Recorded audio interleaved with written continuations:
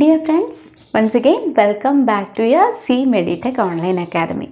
അപ്പോൾ ഇന്ന് നമുക്ക് വളരെ ഇൻട്രസ്റ്റിംഗ് ആയിട്ടുള്ള ഒരു ടോപ്പിക്കാണ് immuno blotting technique. Immuno blotting technique എന്ന് പറയുന്ന ടോപ്പിക്കിൽ നിന്ന് എന്തൊക്കെ PSCക്ക് വരാൻ സാധ്യതയുണ്ടെന്നുള്ളതാണ് നമ്മുടെ ഇന്നത്തെ ഡിസ്കഷൻ എന്ന് പറയുന്നത്. അപ്പോൾ എല്ലാവരും തന്നെ നന്നായി ശ്രദ്ധിച്ചിരിക്കുക. ഇമ്മ്യൂണോ ബ്ലോട്ടിംഗ് ടെക്നിക്ക് നമുക്കറിയാം, ഇന്ന് ലാബുകളിൽ എന്താണ് വളരെയധികം അഡ്വാൻസ്ഡ് ആയിട്ടുള്ള ഒരുപാട് ടെക്നിക്സ് നമുക്ക് അവൈലബിൾ ആയിട്ടുള്ളതാണ്. അപ്പോൾ ഇമ്മ്യൂണോ ബ്ലോട്ടിംഗ് ടെക്നിക്ക് എന്ന് പറയുമ്പോൾ പ്രധാനമായിട്ട് നമ്മളതിൽ എലൈസ, വെസ്റ്റേൺ ബ്ലോട്ടിംഗ് ഇത്തരത്തിലുള്ള കുറേ കൂടെ അഡ്വാൻസ്ഡ് ആയിട്ടുള്ള ടെക്നോളജീസാണ് നമ്മൾ പരിചയപ്പെടാൻ ഉദ്ദേശിക്കുന്നത്. അപ്പോൾ ഇതിൽ നിന്നൊക്കെ എന്തൊക്കെ ക്വസ്റ്റ്യൻസ് ആണ് വന്നിട്ടുള്ളത് കൂടെ നമുക്ക് അതിൻ്റെ കൂടെ പറഞ്ഞു പോകേണ്ടതുണ്ട്. അപ്പോൾ എല്ലാവരും തന്നെ നന്നായിട്ട് ശ്രദ്ധിച്ചിരിക്കുക. ഇമ്മ്യൂണോ ബ്ലോട്ടിംഗ് ടെക്നിക്കിൽ നമ്മൾ ആദ്യമായിട്ട് പരിചയപ്പെടാൻ പോകുന്നത് എലൈസയാണ്. Okay, ELISA. അപ്പോൾ ഒന്നാമത്തെ ക്വസ്റ്റ്യൻ നമുക്കറിയാം, എന്താണ് എലൈസയുടെ ഫുൾ ഫോം എന്ന് പറയുന്നത്. എന്താണ് എലൈസയുടെ ഫുൾ ഫോം എന്താണെന്ന് ചോദിച്ചു കഴിഞ്ഞാൽ എന്താണ് ഈ എന്ന് പറയുന്ന എൻസൈം. അപ്പോൾ എലൈസ എന്ന് പറയുമ്പോൾ enzyme linked immunosorbent assay. എലൈസയുടെ ഫുൾ ഫോം എന്താണെന്ന് ചോദിച്ചിട്ടുണ്ടെങ്കിൽ enzyme linked immunosorbent assay എന്നുള്ളതാണ് അതിൻ്റെ ഫുൾ ഫോം. ഓപ്ഷൻസിൽ നിരവധി തെറ്റായിട്ടുള്ള ആൻസേഴ്സും കൊടുത്തിരിക്കും. നമുക്ക് ടേംസൊക്കെ പലതും ഡിഫറെൻ്റ് ആയിട്ട് കൊടുക്കാൻ സാധ്യതയുണ്ട്. അപ്പോൾ കറക്റ്റായിട്ടുള്ളത് ചൂസ് ചെയ്ത് എഴുതാൻ അറിയണം. എലൈസ എന്ന് പറയുന്നത് എൻസൈം ലിങ്ക്ഡ് ഇമ്മ്യൂണോ സോർബൻറ്റ് അസേ ആണ്. ഓക്കെ, അപ്പോൾ എന്താണ് ഈ ടെക്നിക്ക് എന്നുള്ളത് പരിചയപ്പെടണം. എന്തൊക്കെയാണ് ഇതിൻ്റെ പ്രത്യേകത എന്നുള്ളതും നമ്മൾ പരിചയപ്പെടണം. അപ്പോൾ എൻസൈം ലിങ്ക്ഡ് ഇമ്മ്യൂണോ സോർബൻറ്റ് അസേ, അതായത് നമുക്കറിയാം അവിടെ ഒരു എൻസൈം യൂസ് ചെയ്യുന്നുണ്ട്. ഇമ്മ്യൂണോ സോർബൻറ്റ് അസേ എന്ന് പറയുമ്പോൾ എന്താണ് മെയിനായിട്ട് നമ്മുടെ ആൻറ്റിജൻ ആൻറ്റിബോഡി ഇൻട്രാക്ഷനെ പറ്റിയിട്ടാണ് നമ്മളവിടെ ഡിസ്കസ് ചെയ്യാൻ പോകുന്നത്. അപ്പോൾ എന്താണ് ഈ ഒരു ടെക്നിക്കിൻ്റെ പ്രിൻസിപ്പിൾ എന്നുള്ളത് ഒന്നാമത്തെ കാര്യം നമ്മൾ അറിഞ്ഞിരിക്കണം. അതുപോലെ തന്നെ എന്തൊക്കെയാണ് അതിൻ്റെ ക്ലാസിഫിക്കേഷൻ എന്നുള്ളതും നമ്മൾ അറിഞ്ഞിരിക്കണം. ഓക്കെ, എന്താണ് നമ്മുടെ എലൈസ അഥവാ enzyme linked immuno sorbent അസേയുടെ principle എന്നുള്ളത് നോക്കാം. ഓക്കെ, ബേസിക് ആയിട്ട് നമ്മുടെ പ്രിൻസിപ്പിൾ പറയുകയാണെന്നുണ്ടെങ്കിൽ നമ്മൾ പറഞ്ഞു ഇമ്മ്യൂണോ സോർബൻറ്റ് അസേ എന്ന് പറയുമ്പോൾ നമുക്ക് ആൻറ്റിജൻ ആൻറ്റിബോഡി റിയാക്ഷനെയാണ് നമ്മൾ ഇവിടെ സ്റ്റഡി ചെയ്യാൻ പോകുന്നത്. അപ്പോൾ ആൻറ്റിജൻ ആൻറ്റിബോഡി റിയാക്ഷനെ നമ്മൾ എങ്ങനെയാണ് മോണിറ്റർ ചെയ്യുന്നതെന്ന് വെച്ച് കഴിഞ്ഞാൽ നമുക്കറിയാം ഒരു എൻസൈമിൻ്റെ സഹായത്തോടെയാണ് നമ്മൾ ഇവിടെ ആൻറ്റിജൻ ആൻറ്റിബോഡി ഇൻട്രാക്ഷനെ അല്ലാന്നുണ്ടെങ്കിൽ ആൻറ്റിജൻ ആൻറ്റിബോഡി റിയാക്ഷനെ നമ്മളിവിടെ മോണിറ്റർ ചെയ്യാൻ പോകുന്നത് നമ്മുടെ എൻസൈമിൻ്റെ സഹായത്തോടെയാണ്. റിയ എന്നുള്ള ഒരു ടെക്നിക്ക് നിങ്ങൾ പരിചയപ്പെട്ടിട്ടുണ്ടോ? അതായത് റേഡിയോ ഇമ്മ്യൂണോ സോർബൻറ്റ് അസേ എന്ന് പറയുന്നത് അവിടെ നമ്മൾ ആൻറ്റിജൻ ആൻറ്റിബോഡി റിയാക്ഷനെ മനസ്സിലാക്കാൻ വേണ്ടിയിട്ട് നമ്മളൊരു റേഡിയോ ആക്റ്റീവായിട്ടുള്ള സബ്സ്റ്റൻസ് യൂസ് ചെയ്യുന്നതാണ്. അപ്പോൾ റിയ അഥവാ റേഡിയോ ഇമ്മ്യൂണോ സോർബൻറ്റ് അസേ എന്ന് പറയുമ്പോഴത്തേക്ക് അവിടെ റേഡിയോ ആക്റ്റീവായിട്ടുള്ള റിയേജൻസ് അല്ലെങ്കിൽ റേഡിയോ ഐസോട്ടോപ്സ് ആണ് നമ്മൾ യൂസ് ചെയ്യുന്നത്. പകരം ഇവിടെ എലൈസയിൽ എൻസൈംസ് ആണ് ആൻറ്റിജൻ ആൻറ്റിബോഡി ഇൻട്രാക്ഷനെ നമ്മൾ മോണിറ്റർ ചെയ്യാൻ വേണ്ടിയിട്ട് യൂസ് ചെയ്യുന്നത്. അപ്പോൾ നമ്മളൊരു ആൻറ്റിജൻ, ഫോർ എക്സാമ്പിൾ നമുക്ക് ഏതൊരു ആൻറ്റിജനെ ഡിറ്റക്ട് ചെയ്യാം, അല്ലാന്നുണ്ടെങ്കിൽ ആൻറ്റിബോഡീനെ ഡിറ്റക്ട് ചെയ്യാം. അപ്പോൾ ഏതിന് ഡിറ്റക്ട് ചെയ്യാനുള്ളതാണെന്നനുസരിച്ച് നമ്മുടെ ടെക്നിക്സിൽ വ്യത്യാസം വരും.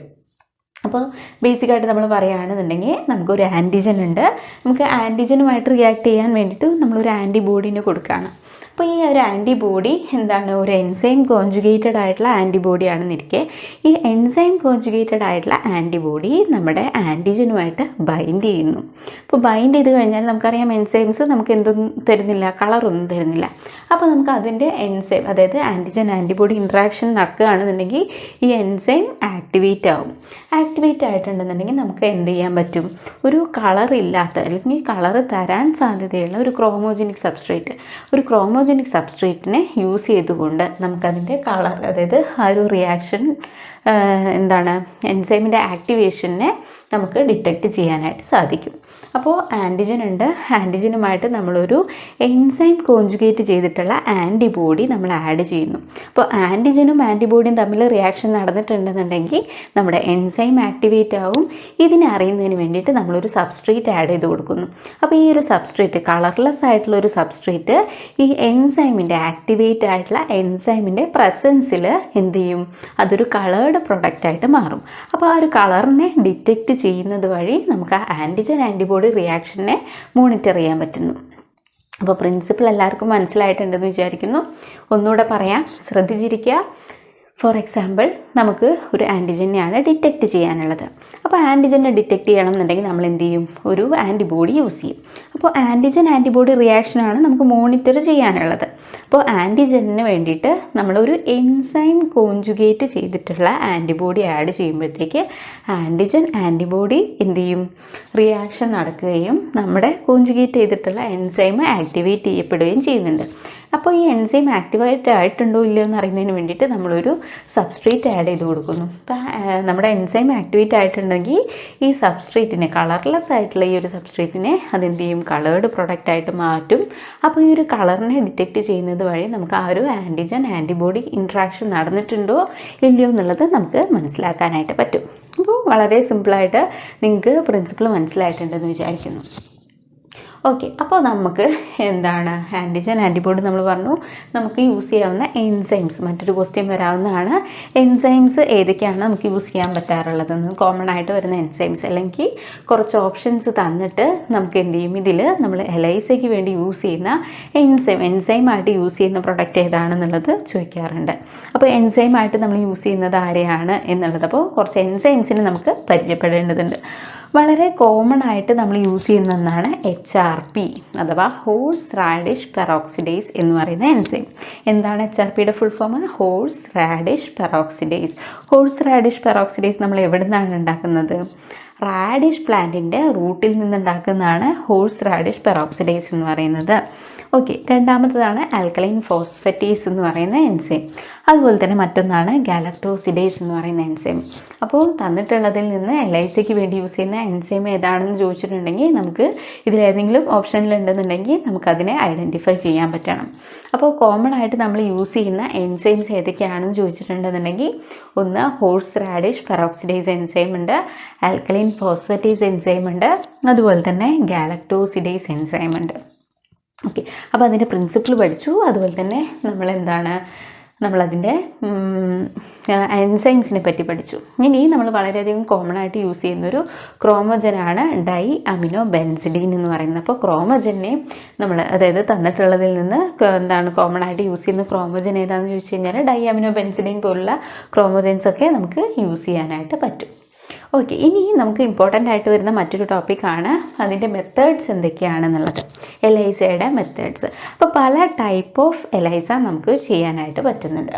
അപ്പോൾ മെത്തേഡ്സ് അല്ലാന്നുണ്ടെങ്കിൽ അതിൻ്റെ ടൈപ്സ് എന്തൊക്കെയാണെന്ന് ചോദിച്ചിട്ടുണ്ടെങ്കിൽ ഒന്നാമത്തത് ഡയറക്റ്റ് എലൈസ ഉണ്ട്, ഇൻഡയറക്റ്റ് എലൈസ ഉണ്ട്, സാൻഡ്വിച്ച് എലൈസ ഉണ്ട്, അതുപോലെ തന്നെ കോമ്പറ്റേറ്റീവ് എലൈസ ഉണ്ട്. അപ്പോൾ ഈ 4 പ്രധാനമായിട്ടും നമ്മുടെ എലൈസയിൽ വരുന്ന ടൈപ്പുകൾ എന്ന് പറയുന്നത്.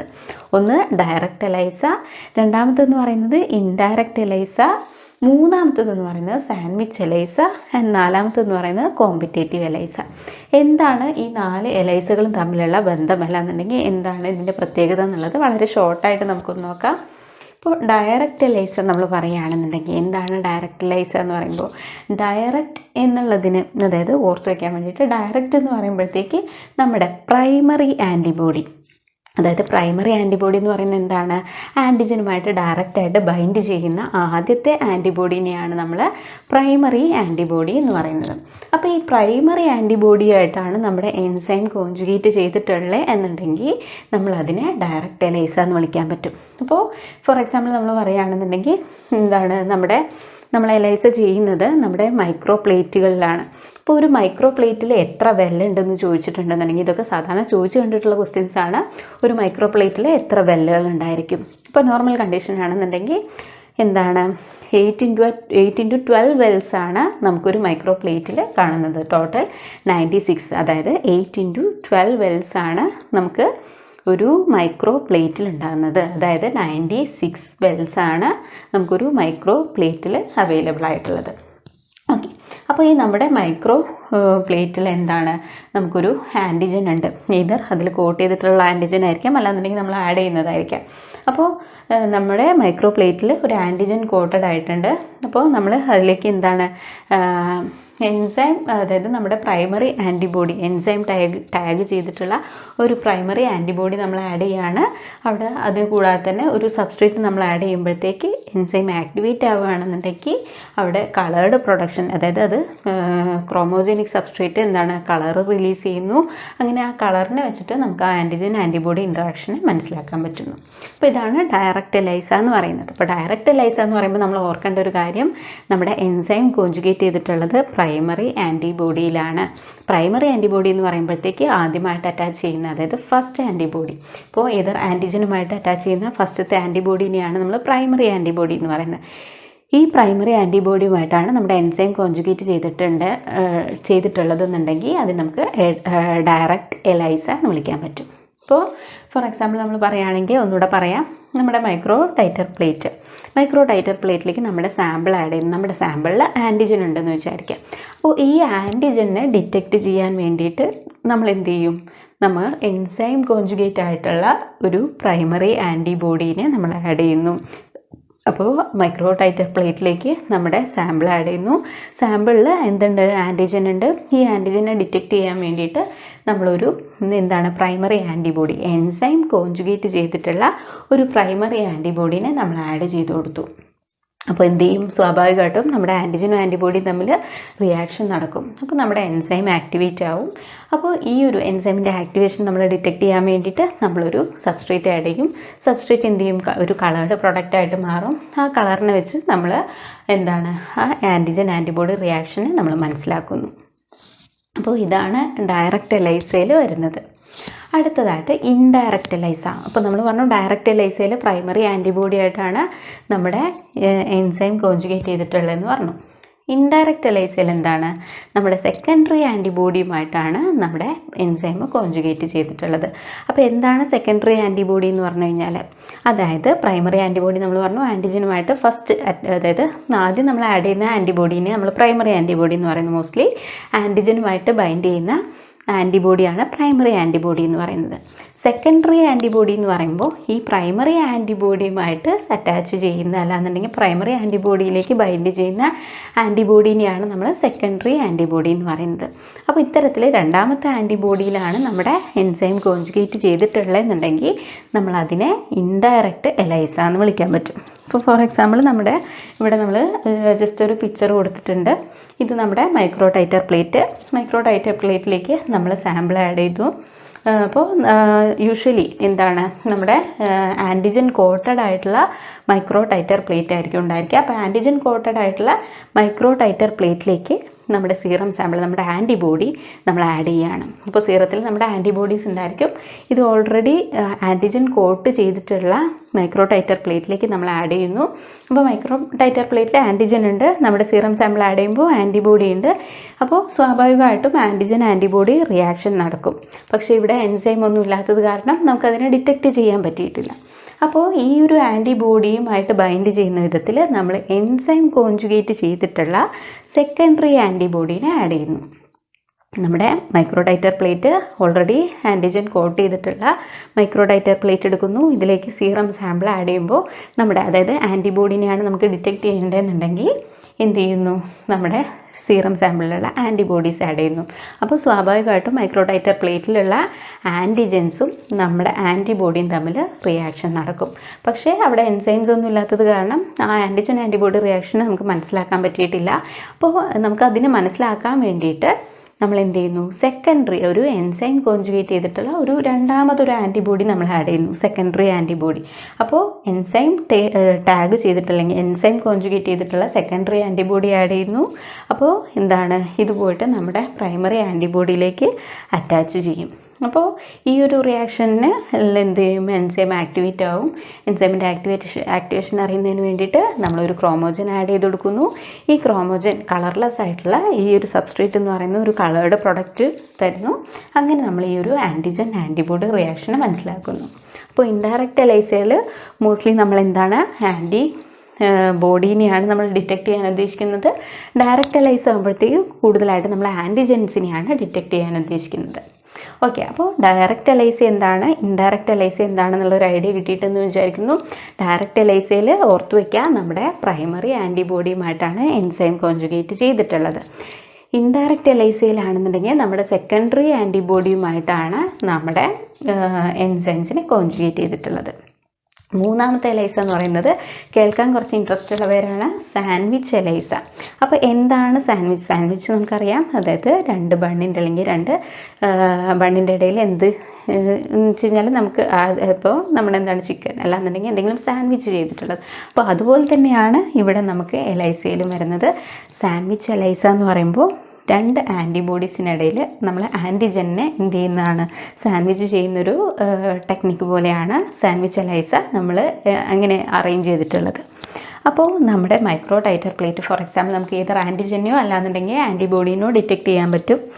നമ്മുടെ മൈക്രോ ടൈറ്റർ പ്ലേറ്റ് എന്ന് പറയുന്നത് ഓൾറെഡി പ്രീ കോട്ടഡ് വിത്ത് ആൻറ്റിബോഡിയാണ്. ആൻറ്റിബോഡി വെച്ച് നമ്മൾ പ്രീ കോട്ട് ചെയ്തിട്ടുണ്ട്.